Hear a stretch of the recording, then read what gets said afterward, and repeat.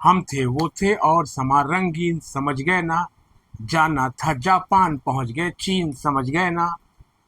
जी हाँ, स्वागत है आपका हमारे इस यूट्यूब चैनल पर। मैं मुनमुन श्रीवास्तव आपका हार्दिक अभिनंदन करता हूं। और इस गीत के बोल से तो आप समझ गए होंगे कि मैं आपको क्या बताना चाहता हूं। उफ, सिमुलेटेड रैंक को लेकर जितने मैसेजेस जो है वो आए हैं, मुझे उम्मीद नहीं थी कि मुझे सिमुलेटेड रैंक पर एक वीडियो करनी पड़ेगी। और आपके इन मैसेजेस ने बता दिया कि इसको लेकर कितना ज़्यादा हाइप क्रिएट कर दिया गया है, जबकि ये रैंक कुछ भी नहीं है, कुछ भी नहीं।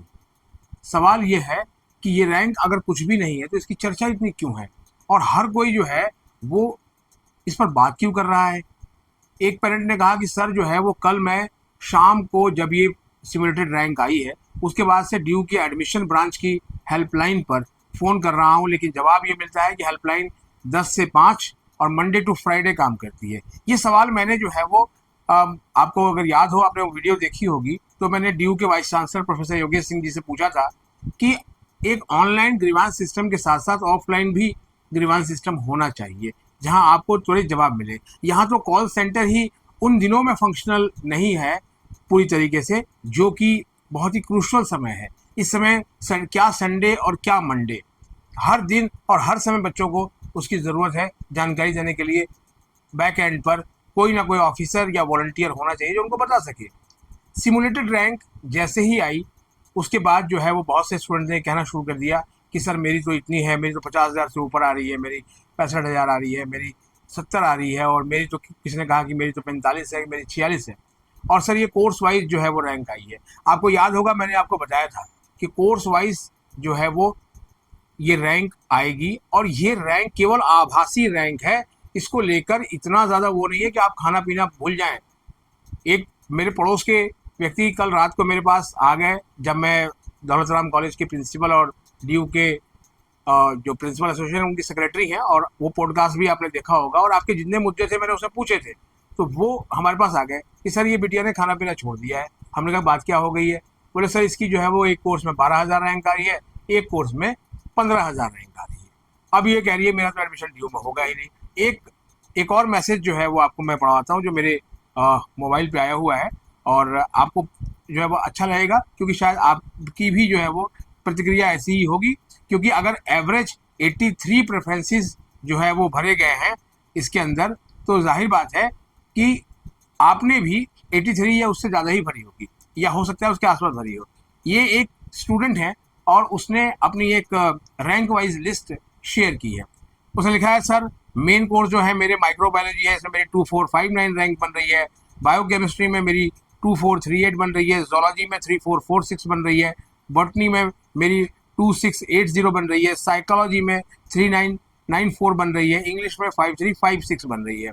और अब वो कहते हैं कि ये मेरे मेन कोर्स है, और ये मेरे बैकअप जो कोर्स है, जैसे कि लाइफ साइंस इसमें 2387, बायोमेडिकल साइंस में 1936, जर्नलिज्म में 1930, बायोलॉजिकल साइंसेज 1626, फूड टेक्नोलॉजी में 1113, एंथ्रोपोलॉजी में 972, और सोशल वर्क में मेरी 299 है, 2209 सॉरी। और लास्ट में एक ही सवाल है कि मेन कोर्सेज में क्या नॉर्थ कैंपस मिल पाएगा। I am from general category. देखिए जो सिमुलेटेड रैंक आई है इसमें कैटेगरी रैंक जो है वो डिस्क्लोज नहीं की गई है, यानी ओवरऑल ये एक मिक्स है जिस भी कैटेगरी से आप बिलोंग करते हो। और सिमुलेटेड रैंक के बारे में तमाम एक्सपर्ट बता चुके हैं कि ये रैंक केवल आभासी रैंक है, कि आप कहाँ पर खड़े हैं, किस जगह पर आप स्टैंड कर रहे हैं बाकी अपने साथियों के साथ। मैंने एग्जाम्पल भी दिया था कल कि जिस रेल में आप जो है वो सवार हैं उसमें बाकी और कितने पैसेंजर्स हैं, लेकिन आपको ये नहीं पता कि कौन सा पैसेंजर कहाँ उतर जाएगा। कई कई स्टॉप आएंगे और जो है वो वहाँ उतर जाएंगे, तो चांसेस बनेंगे। एसआरसीसी को लेकर बहुत बात हुई कि एसआरसीसी में जो है वो 38,000 से ऊपर जो है प्रेफरेंसेस भरी गई हैं, तो सीटें तो वहाँ 700 प्लस ही हैं, तो बाकियों को तो एडमिशन मिलेगा नहीं। तो क्या बीकॉम वाले जो है अभी से मान लें, हार मान लें। कुछ ने तो यहाँ से कहना शुरू कर दिया कि सर ड्रॉप ले लें। अरे तो अगले साल जो है क्या इससे कम आप उम्मीद करते हैं कि इससे कम प्रेफरेंसेस भरी जाएंगी। साइंस कोर्सेज को लेकर दिल्ली विश्वविद्यालय में पिछले कई सालों से जो है वो चिंता का विषय बना हुआ है कि उसमें जो है अपेक्षाकृत जो है बच्चे उतने नहीं आ रहे हैं। लेकिन कॉमर्स की तो हालत ऐसी है कि वहाँ पर जो है वो पहले और दूसरी कट ऑफ में ही इतनी सीटें वहाँ भर जाती हैं कि बाद के लिए सीटें बचती नहीं है। हालांकि मॉपअप राउंड में भी last year B Com honours, B Com programme, इनमें भी कॉलेजेस में सीटें थी, लेकिन जहाँ पर स्टूडेंट्स को चाहिए वहाँ पर तो जो है उसके पहले ही सीटें भर जा रही हैं। अब जो ये स्यापा है सिमुलेटेड रैंक का, ठीक है, जिसके बारे में जो है कहा जा रहा है कि भाई मेरा रैंक उससे कम है, मेरा रैंक उससे ज़्यादा है, तो क्या मुझे मिलेगा? अगले 3 दिन, आज जिस वक्त मैं ये वीडियो कर रहा हूँ, तारीख है 16 जुलाई। 16 जुलाई, अभी तो रात के 11:59 तक आपके पास टाइम है। सिमुलेटेड रैंक में जो भी कुछ आप ऊपर नीचे करना चाहते हैं वो आप कर सकते हैं। करें या नहीं करें इसके बारे में अभी एक बार फिर से अभी बताऊंगा आपको। अभी बात करते हैं कि अगले 3 दिन में क्या होने वाला है। आप अपने जो है जहाँ भी है ना, अपने सीट बेल्ट जो है ना वो बांध लीजिए, क्योंकि आपका जो है वो चैन और सुकून चुराने के लिए जो है वो तमाम जो कोचिंग संस्थान हैं वो रेडी हैं बिल्कुल। आपको कई कई व्याख्याएं मिलेंगी, इसमें कई कई लाइव सेशंस भी चलेंगे, कट ऑफ भी बतानी शुरू की जाती है। अब कट ऑफ इतनी है, अब वो अपनी पुरानी कट ऑफ को ही काटना शुरू कर देंगे। तो बहुत अधिक जो है वो फ्लो ऑफ इंफॉर्मेशन की बजाय आप काम एंड कूल रहें, क्योंकि कहा जाता है ना, गीत और भी है कि दिल चीज क्या है आप मेरी जान लीजिए, बस एक बार मेरा कहा मान लीजिए। तो आप सबकी सुनिए, मैं भी बता रहा हूँ मेरी भी सुनिए, लेकिन आप बिल्कुल जो आपका मन कह रहा है वैसे सुनिए। जैसे अभी आप लोगों ने बताया है कि बीए प्रोग्राम में जो है नॉट एलिजिबल दिखा रहा है मैक्सिमम स्टूडेंट्स को। मैंने सारे कमेंट्स पढ़े, जवाब अगर उसमें आपको नहीं दिया है तो आप चिंता ना करें। मैंने आपकी जो ये क्वेरी है ये ड्यू के डीन एडमिशन प्रोफेसर हनीत गांधी से लेकर ड्यू के रजिस्ट्रार डॉक्टर विकास गुप्ता तक जो है पहुंचा दी है कि क्या ये कोई तकनीकी ग्लिच है और या फिर जो है वो ये कोई समस्या है, क्योंकि कॉल सेंटर्स पर जो डेजिग्नेटेड टाइम है 10 से 5 का, उसके बाद जो है कॉल नहीं उठ रहे हैं। तो लिहाजा स्टूडेंट्स को और पेरेंट्स को ये परेशानी हो रही है कि वो जानना चाहते हैं, लेकिन इसको लेकर बहुत फिक्रमंद मत होइए, क्योंकि आप एलिजिबल थे, आपने एडमिशन बुलेटिन अच्छे से पढ़ा था और एडमिशन बुलेटिन में जो एलिजिबिलिटी लिखी है उसे कोई चैलेंज नहीं कर सकता, ठीक है, वही रहेगा। जैसे पिछली बार कंप्यूटर एप्लीकेशन का जो कोर्स था बीए प्रोग्राम में, और उसमें बहुत सारे बच्चों को सीटें जो है वो अलॉट कर दी गई, और जब वो उनका एडमिशन का समय आया तो उनका वो सीट रिजेक्ट हो गई। क्यों? क्योंकि उनके पास मैथ्स नहीं थी। इस बार एडमिशन बुलेटिन में बाकायदा अच्छे से लिखा हुआ है, हालांकि पिछले साल भी कहा गया था कि हमने लिखा है, लेकिन वो शुरुआती दौर में मिला नहीं, तो अभी लिखा हुआ है। तो अगर वो कैटेगरी आपने बनाई है, वो एलिजिबिलिटी, और वहाँ पर आपके पास वो सब्जेक्ट नहीं है, तो आप जो है फिर कुछ नहीं कर सकते। वो आपके लिए वो कोर्स है ही नहीं, क्योंकि आपकी एलिजिबिलिटी नहीं बनती है। जहाँ आपकी एलिजिबिलिटी बनती है वहाँ पर आपको कोई रोक नहीं सकता। कल एक एग्जाम्पल भी दिया था कि हाईएस्ट प्रेफरेंस जो है 1414 है, तो जाहिर बात है अगर बच्चे ने इतनी प्रेफरेंस बनाई है तो इतने सारे कोर्सेज में जो है वो उसकी एलिजिबिलिटी बनती है। अब जो अभी हमने आपका ये रैंक पढ़ा एक बच्चे का, आप सोचेंगे ये क्यों पढ़ा सर ने? ये इसलिए पढ़ा कि कमोवेश सभी लोग इसी फेरी में हैं और सबकी चॉइस नॉर्थ कैंपस में है कि नॉर्थ कैंपस ही सबको मिलेगा। कॉलेजेस वहाँ गिनती के हैं, लेकिन मैंने आपको बताया ना कि सिमुलेटेड रैंक है, और ये रैंक जो है वो बहुत भरोसेमंद नहीं है, और ना ही इस रैंक के आधार पर एडमिशन होना है, क्योंकि ये मेडिकल या इंजीनियरिंग की काउंसलिंग नहीं है, ये CUT UG की काउंसलिंग है। और यहाँ पर बहुत सारे पैरामीटर्स हैं, केवल यही एकमात्र नहीं है कि आपकी रैंक आई तो अगले कट ऑफ में इतनी रैंक नहीं, आपका वहाँ भी आपकी जो है कैटेगरी, अवेलेबल सीट्स, आपके मार्क्स, आपकी प्रेफरेंस शीट, इन सभी को जो है वो मिला के, और अगर आपका मुकाबला किसी और के साथ जो है वो टाई में आ गया तो टाई ब्रेकर रूल भी लगेंगे, जो कि कहा गया है पहले से। तो अब आपको करना क्या है, जो मैंने आपको कहा था कि थोड़ी मेरी भी सुन लीजिए। अभी प्रेफरेंस शीट में बहुत ज़्यादा अगर आप चेंज करते हैं तो आप जो है वो फंस जाएंगे, क्योंकि ये प्रेफरेंस शीट आपने बहुत सोच समझ के कई दिनों की मेहनत से बनाया है, और ये जो रैंक है वो सिर्फ ये बताती है कि उस कोर्स में आप कहाँ खड़े हैं, आपके आगे कितने लोग हैं। लेकिन उन लोगों ने और दूसरे विषयों में भी अपनी जो है वो बनाई हुई है प्रेफरेंस, तो वहाँ भी उनकी रैंक झलक रही है।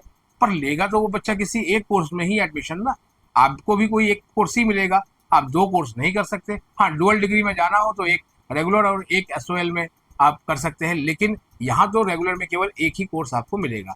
तो आप समझ गए ना कि धीरे धीरे जो है वो ये चीज़ें खाली होती चली जाएंगी, यानी आपने भरा 100 और लेना है 99 एक तरफ हो गई।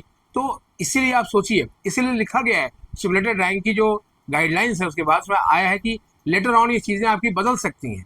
तो जब बदल सकती हैं जो इस चीज़ को, तो उस पर इतना ज़्यादा रिलाई करने की आवश्यकता मुझे तो नज़र नहीं आती है, जिसमें कि आप अपना सुख चैन खो दें। अब आते हैं बीए प्रोग्राम की एलिजिबिलिटी को। तो आपको मैंने बताया कि विश्वविद्यालय प्रशासन तक हमने भेज दिया है, और मुझे भी लगता है कि ये कहीं कोई जो है वो तकनीकी समस्या है जो ठीक हो जाएगी। और CSCS पोर्टल पर जिस दिन लॉन्च हुआ था उस दिन से लेकर लगातार कई बार कई तरह के ग्लिच आए, और वो सारे मुद्दे हमने जो उठाए और उसके बाद वो ठीक भी हुआ। इसके लिए मैं दिल्ली विश्वविद्यालय प्रशासन का और DU की एडमिशन ब्रांच का तहे दिल से शुक्रिया अदा करता हूँ कि उन्होंने इस पर त्वरित काम किया और उसको ठीक कर दिया। जब डेटा भी आया तो डेटा भी काफ़ी कॉम्प्रिहेंसिव डेटा आया, और आप ये मान के चलिए कि जब जो सवाल जो है हम लोगों ने उठाए हैं कमोबेश उसके जवाब धीरे धीरे जो है वो मिलने शुरू हो गए हैं। आपके भी जो सवाल हैं वो कमेंट बॉक्स में लिख दीजिए, क्योंकि वो कमेंट पब्लिक डोमेन में लाइव होते हैं और उसे सभी पढ़ते हैं, और उसके जवाब जो है आपके पीयर ग्रुप के लोग भी दे सकते हैं। अथॉरिटी भी बताती है कि हाँ इसका जवाब ये हो सकता है, तो जनरली वो जवाब भी जो है वो हम लोग लिख देते हैं ताकि वो जवाब आपको मिल जाए। लेकिन इसके लिए पेरेंट्स को मैं कहूँगा बच्चे को बहुत जो है वो उसको डांट डपट ना करें, और बच्चे को भी है कि वो ज़्यादा चूं चपड़ ना करे। पहली चीज़ ये है कि पेरेंट्स को कि भाई मेरे बच्चे का रैंक कितना आया और उनके बच्चे का रैंक कितना आया, ये तो बिल्कुल वही नर्सरी और KG वाले से जो है वो तुलना होनी शुरू हो गई। अब जहां आपने इतने दिन का सब्र किया है, सिर्फ 3 दिन और सब्र कीजिए। 19 तारीख की शाम को 5 बजे तो आपको है पहली एलोकेशन लिस्ट का रिजल्ट मिल ही जाएगा। और बच्चों से ये कहेंगे कि वो ज़्यादा इसको लेकर मीन मेख ना निकालें कि यह हमारे साथ ऐसे कैसे हो गया, हमने ये कैसे किया, जैसे कि CUT में चल रहा था। अब वो सारी चीज़ें जो है वो पीछे चली गई, उसके पन्ने फाड़ के फेंक दीजिए आप। अब बिल्कुल नया चैप्टर है, ठीक है, नया दिन है, नया सुकून है। तो कहते हैं ना नया दौर है, मिलकर लिखेंगे नई कहानी। तो अब आपके लिए जो है वो नई कहानी लिखने का दौर है, और मैं उम्मीद करूंगा कि आप लोगों के लिए अच्छा होगा। बहुत सारे लोग ये कह रहे हैं कि सर इस बार क्या बम्पर सीट अलॉटमेंट होगी, या फिर जो है वो बहुत ही जो लिस्ट है पहली होगी, उस पर भी आपको बताएंगे। अभी विश्वविद्यालय सूत्रों से बात करने दीजिए ताकि कुछ जो है वो चीज़ें निकल के आए तो वो आपके साथ शेयर करें। फिलहाल तो आज के लिए इतना ही है। अभी इस सिमुलेटेड रिंग को देखिए, और उस लिस्ट को देखने के बाद अगर आपको लगता है कुछ और नई प्रेफरेंसेस आपको उसमें जोड़नी चाहिए तो आप वो बेशक जोड़ लीजिए। और गलती से कोई प्रेफरेंस आपने रख दिया है कहीं पर, आपको लगता है ये बहुत गलती से रख दिया था और ये सबमिट हो गया और ये ऑटो लॉक हो गया, तो आप उसे चेंज कर सकते हैं। लेकिन रीऑर्डर की बहुत अधिक सलाह जो है वो मैं आपको नहीं दूंगा, और शायद विशेषज्ञ भी नहीं देंगे। जिनका जो है वो कोई लेना देना नहीं है वो आपको ज़रूर सलाह देंगे। अब इस मानना ना मानना आपके हाथ में है। अगर चैनल पर नए हैं चैनल को सब्सक्राइब कर लें और इसे अपने दोस्तों के बीच शेयर करें। मिलते हैं एक और एपिसोड के साथ, तब तक के लिए नमस्कार।